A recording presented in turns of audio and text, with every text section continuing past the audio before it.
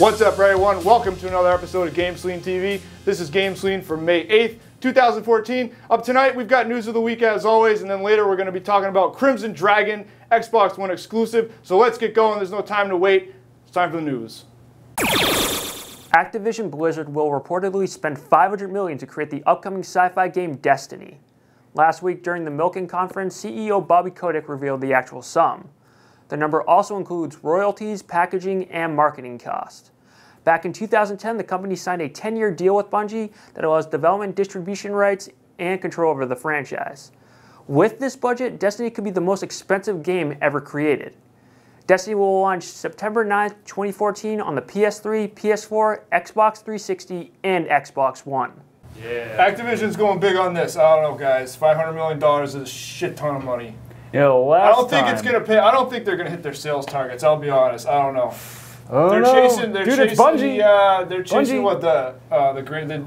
GTA numbers with this shit. Yeah, but $500 million, crazy.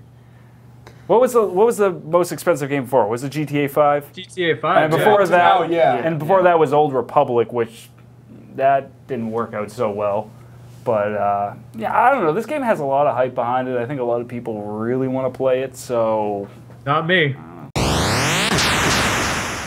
Just a day after their third annual operating loss, Nintendo has announced that Pokemon Omega Ruby and Alpha Sapphire will be coming to the 3DS in November 2014. While there are no details for the game, it's most likely that fans will get more information around E3.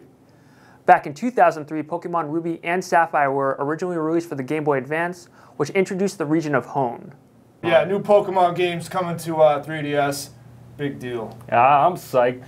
These guys don't give a shit, but I'll play it. The last one was awesome. I like Pokemon, but it's the same crap rehashed over and over and over again. It's $40 You think every everything's time. rehashed? Yeah, that's true. That's your argument for everything. You're always like, that's rehashed. That's rehashed. But Pokemon literally is the same. Yeah, well, It's the same. Nintendo especially. We've added an extra Pokemon in this one. Now give us $40. I haven't played Ruby or Sapphire, so because that's when I kind of dropped off of Pokemon, which is everything after pretty much Red and Blue, anyways. So to go back and play it, as long as they have the improvements that X and Y brought, and to me that was the best Pokemon game so far in my opinion. I don't know. I'll give it a shot. The last one was fun. I couldn't put it down until I finished it. So I don't know. I mean, I guess I want to see more information on it. They just announced it. So I assume though it's going to look like X and Y, just based on the Ruby Sapphire world and with some of the features, maybe Mega Evolutions and stuff, but. That's one of their most successful titles, obviously, because I think X and Y sold over over 12 million copies. Yeah, they had some pretty big numbers. I mean, it was awesome. Like I attempted to play Pokemon a few times before, and Y and Z.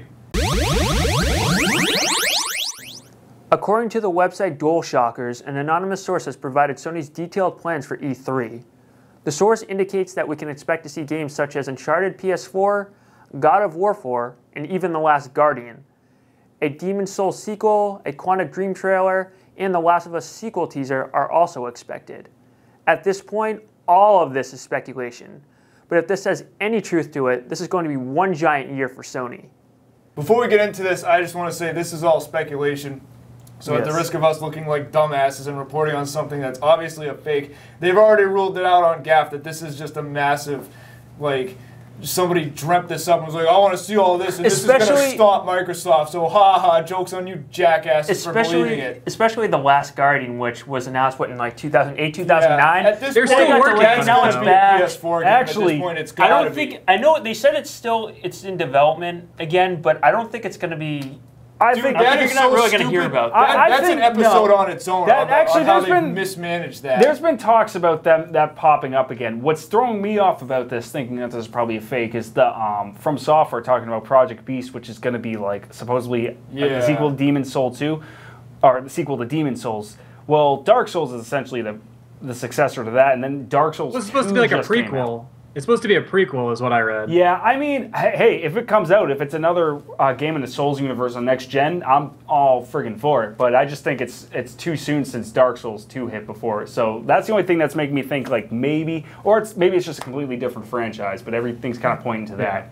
Though I did see screenshots of it supposedly, and it did look like a more next gen type Dark Souls or Demon Souls. So yeah, I don't know. And then supposedly they were going to close out E3 their presentation with the Last of Us sequel trailer is what they're saying. I can see that, but I feel like it's gonna be too soon for. I heard Uncharted is the trailer that's gonna come. I heard that they were gonna show in-game footage. From what I read, if I remember correctly, it's in-game footage. Of Uncharted. But then I also read another article that they were going to end their presentation with a teaser trailer, not like actual footage, but a teaser trailer for another Last of Us game. Gotcha. Yeah, where they leave the stage, right, and then this other thing just comes on, and it's like, oh, holy shit. Yeah. Hey, I mean that's possible. I don't think that game needs a sequel though. I mean, they want to follow Ellie or whatever, and like see where she goes. I mean, I'll definitely play it. I'll play it. So, but let's not even speculate till that until we hear it. But I mean, that'd be cool if they announced that. I'd be for it. Yeah, I mean, it's all speculation, but if this is true, Sony's going to wipe the floor with everybody. Okay, our review this week, Crimson Dragon for Xbox One. This was a launch title for the Xbox One. Gameplay footage. Launch title. $20 on Xbox Live for this. $20. It's badass. And again, it's an Xbox One exclusive. So, I'm pretty sure this was at E3 last year when they were talking about all the stuff that was going to be available for Xbox One. I didn't play this right at launch, but I played it a few weeks after, and I got my Xbox One hooked up, all that good stuff. So, actually, this is a solid launch game because I was a fan of the other ones now. So this is Panzer Dragoon HD. It's called Crimson Dragon, but these are the guys that did the Panzer Dragoon games on back on the Sega Saturn, and then they did Panzer Dragoon Orta on the original Xbox. So there've been a few Panzer Dragoon games. There's Panzer Dragoon 1 and 2. Then there was Panzer Dragoon Azel or RPG.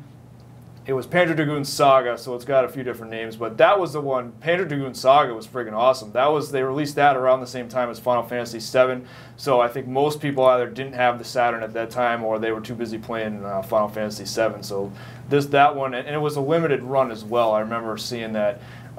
Copies were next to impossible to come by, and if you want to buy a copy of Panzer Dragoon Saga on eBay today, you're gonna have to shell out like $300 for it. But that game was crazy. Like, that was probably one of the best RPGs I've ever played. That game freaking ruled. So this is the same guys, the director and some of the old developers. They came together once more and did this. So I mean, this is a solid launch title, I could say. It is fairly short, so I think this game is more similar to the original Panzer Dragoon games, where it's kind of mission based. So you just kind of go through and you select missions, and they've mixed it up. But all of these games are on-rail shooters. So the dragon flies on a predetermined path, and you can move them around the screen. But in this one, they've moved it so that the reticule is now separate. And it kind of was in the other games, but now it's like totally separate. So there's a few things going on here. They've added a whole bunch of stuff. So I can comment on the gameplay again. I mean, the gameplay is fun. And in terms of the story, there's not a whole lot going on with the story. You're a seeker. I think they were called seekers in Panzer Dragoon Saga, but you're a seeker again in this game. So you ride the dragon and you go clean up enemies and monsters and stuff, and you get this here on the screen telling you what to do and commanding you on what you need to do next.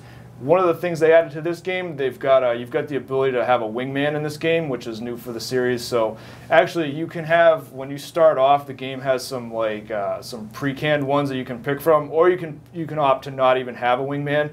But since this game is online enabled, you can actually hire wingmen, which are like other players. So you can actually bring in another player's dragon. So it's obviously not going to be them playing live. It's the computer playing for them. But so you pay whatever it is, and then that's what they're doing here. You see, there's a second dragon there. So the computer will control them, and they'll kind of help you out. There's a few other new things going on here. You've got super attacks. There's boss fights like this one. There's I forget if it's been a while since I played this, but I think there's some type of bar you can build up, and then you can do a super attack if you've got enough energy. So the graphics look good. Everything, the controls are tight. Everything in this game is pretty solid. So you also have the ability to get different dragons. So this red one here, this is kind of the starter dragon. But as you go, you can buy new dragons, and then they each have their own skills and stuff that you can level up. So you collect objects or you collect items and stuff as you go through the stages, and then you can use them to upgrade your dragon. You can also buy You can also buy the items you need to upgrade your dragon and get their skills boosted up. The other thing that's kind of strange in this game is you have to buy, I think they're called, revival gems. So like when you get a game over, you can either use a gem to like continue and keep going, or you can like buy one on the spot. But once you're out of revival gems, like that's it, it's game over. So that can be a pain at times. That's kind of new. I don't think too many games do that. And I also think the microtransactions are enabled on this as well. So I believe you can use your Microsoft points or spend real money and buy and do the whole pay to win type of thing if you're inclined. So yeah, lots of people aren't really fans of that, but the option is there.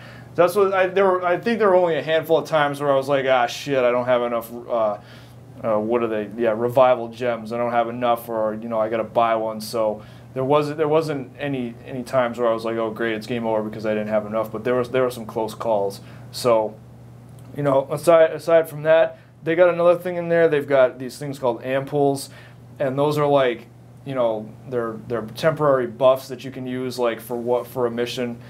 And they'll do stuff like they'll boost your attack or boost your defense, and you can either buy those or you can get them as rewards for like completing a level. So yeah, they just added a bunch of new stuff to the existing Panzer Dragoon formula, and then here, it's the same kind of standard gameplay. If you're familiar with the others, you move the cursor around, you select the enemies, and then a lot of the attacks are homing attacks. So you just get them selected and burn them or blow them up or whatever. So actually, I was pretty happy with this. For $20, I think you get your money's worth. It's a solid game. And again, kind of short on stories. Yeah, a couple of these boss fights. This is a good one here. This is like the entire level, and they've done that before. I remember there was a similar one at the end of Panzer Dragoon 2, where like the entire level is just the boss. So this is cool, and especially here, this is where your wingmen can come in really handy because the longer the fight goes on, like the more your rating is going to suffer, so you want to try and kill these guys as quickly as possible. And something like this, I don't think it said it, but this is like the dragon isn't on rails here. It's just like it's a free kind of flight thing where you can just move around this huge boss. So that's cool. So it's not just a straight rail shooter the whole time. And yeah, I mean, there's one other thing I should mention here. That was kind of annoying. As you go through, you collect enemy antibodies, and it'll show like on the status screen when you go from level to level. So some of the later levels and some of the bosses, you have to collect enough antibodies in order to go to the next level. And the way it's set up, it just means you have to play the levels like a few times in order to kill enough enemies and get these antibodies collected so that you can get to the next one. And that was kind of a pain. It just seems like they made it like arbitrarily more like repetitive and just made you do the levels over, just for the sake that you had to collect antibodies and get enough to save up. So I thought that was kind of silly, but I mean, whatever. Overall, let's put up the scorecard here. I'm going to say Panzer Dragoon fan, yes. So again, if you're familiar with the other games and you liked them, it's the same exact thing more or less. It's just not so much focus on the story, but more focus on like the dragon stats and like upgrading and just playing through and doing all that type of stuff. So yes, worth the $20 definitely, but otherwise if you're not a fan of this, or if you don't particularly care for rail shooter games or rail games in general, then no, pass on this one. And that is it. There it is. That is Crimson Dragon for Xbox One. All right, and that's going to do it for this week, guys. Check out our website at GameSlean TV. Follow us on Twitter at GameSlean. Like us on Facebook. Subscribe to our YouTube channel. We've got a new gameplay show out right now. Our first series is Trials Fusion, so that's up. Any other final words? What else we got going on? It's very frustrating to watch you guys play Trials. I just want to throw it out there. It's like because we're not paying attention half the time. I know, you guys are just talking about Final Fantasy the whole time, which is cool. Well, there you go. If you want to get really frustrated watching them play, you should definitely watch it. Yeah. Oh yeah. GameSlean Gamblers is coming back soon. Anything else? Nope. Yep. E3. E3's coming up. Guys, thanks for joining us. Keep playing. We'll see you next time on GameSlean. GameSlean.